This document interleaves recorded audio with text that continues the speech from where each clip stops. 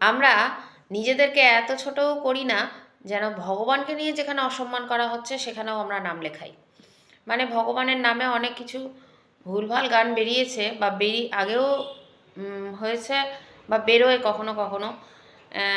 সেই ট্রেন্ডে গা ভাসানোর আমাদেরও যেন মতি না হয়, অন্তত সম্মান না করতে পারি, তবু ওই ট্রেন্ডে গা ভাসিয়ে যেন খারাপটা না করি।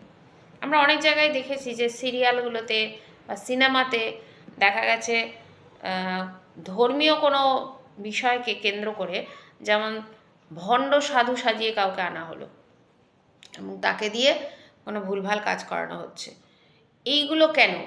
মানে অন্য কোনো ধর্মের বিষয় তো আমি কখনো দেখিনি এরকম।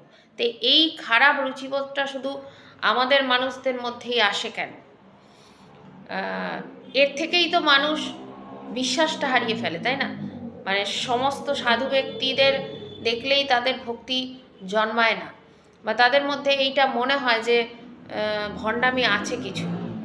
তো এই বোধগুলো কেন জাগ্রত করাই কি দরকার? মানে একটা সিরিয়াল বা সিনেমায় এরকম কেন একজন ভণ্ড সাধুকে আমরা আনবো যে মানুষের খারাপ করতে আসছে?